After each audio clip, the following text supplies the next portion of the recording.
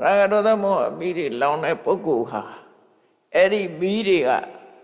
ပို့ပြီးတော့ကြီးမားတိုးတက်များပြားလာပြီဆိုလို့ရှိရင်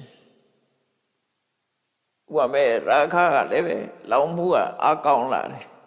ဒေါသလောင်မှုကအားကောင်းလာတယ်မောဟလောင်မှုကအားကောင်းလာတယ်ဆိုဘာဖြစ်လဲဆိုငရဲဘဝငရဲကြတယ်ငရဲမိတွေလောင်ခံရတယ်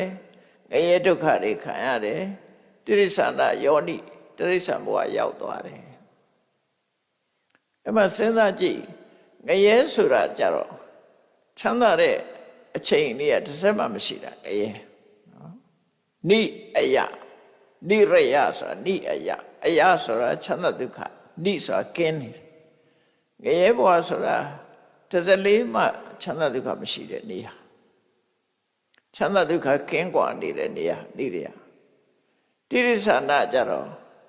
တိရိစ္ဆာန်ဘဝဆိုတာလုံခြုံမှုမရှိဘူးအညမညခါရိကအချင်းချင်းသတ်စားကြတယ်ဒုဗ္ဗလခါရိကအားနေတဲ့အကောင်ကိုအာကြည့်တဲ့အကောင်ကအနိုင်ကျင့်သတ်စားတယ်ဒီကောင်တစ်ကောင်သတ်စားနေတာတိရိစ္ဆာန်ဘဝလုံဒီထဲကလူတွေကလည်းသတ်စားသေးတယ်တိရိစ္ဆာန်တွေကနိုင်ကျင့်ခံနေရတယ်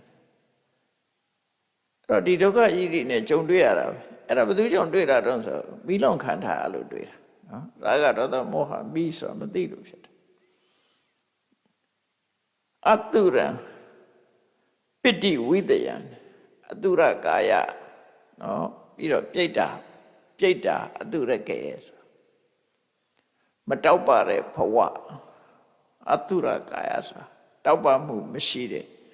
နှုံချတဲ့ဘဝပြိတ္တာထဲမှာအနှုံစားအခြားစားဆင်းရဲနွမ်းပါတဲ့ဥပမာလူဘဝမှာလည်းရပြီးတော့လုံးဝတောက်ပမှုမရှိပဲနဲ့တနေ့လုံးမှတနေ့စားဆင်းရဲဒုက္ခနဲ့နေရတာလည်းညစ်တိညစ်ပတ်မှနေရတယ်နော်စားရတာလည်းအကောင်းမဟုတ်ဘူးအများကြီးပဲလူတွေထဲမှာကိုရှိတယ်နော်အိမ်မရှိရမရှိသုတ်တန်ထဲမှာနေတယ်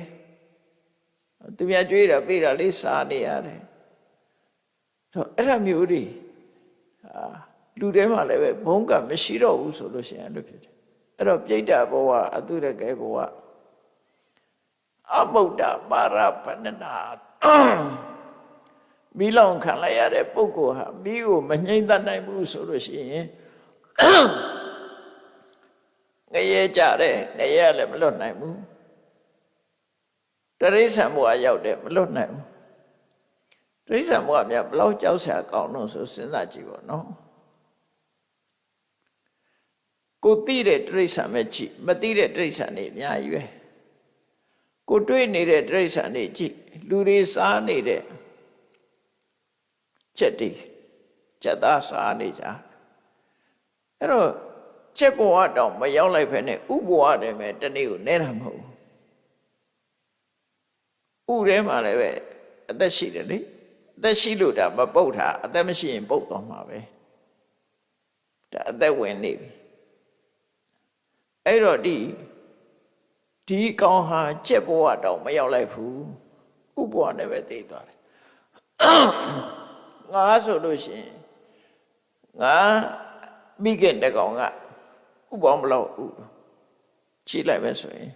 ဘယ်သူမှသိချာရေးအတွက်မထားလို့တန်းချီရှိတယ်နော်ဒီတခါစိတ်ဝင်စားလို့ရှိရင်ငပုံနာဆိုတဲ့ကောင်တွေ့တဲ့အခါကျရင်အပိုက်ထဲကနေခွဲပြီးတော့အဲ့ဒီငဥလေးတွေကိုရေးကြည့်ပါလားဘယ်လောက်ရှိမလဲလို့နော်ငါးရကောင်ထဲမှာဥပေါင်းဘယ်လောက်ရှိနဲတာမဟုတ်သူတို့ဥရဲ့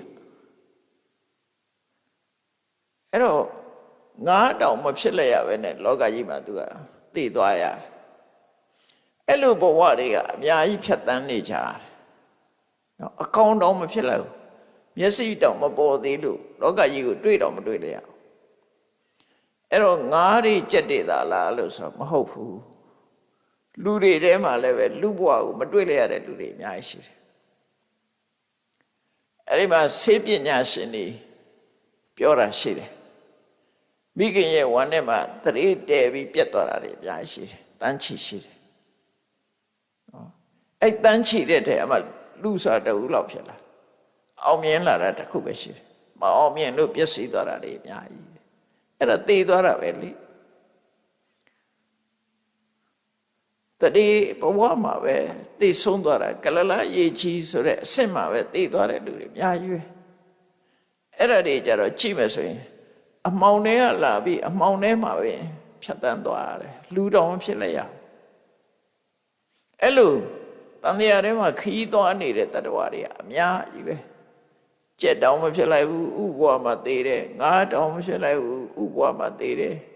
မိချောင်းတောင်မဖြစ်ရဘူးဥဘွားမှာသေးတယ်လိတ်တောင်မဖြစ်ရဘူးလိတ်ဥဘွားမှာသေးသွားတယ်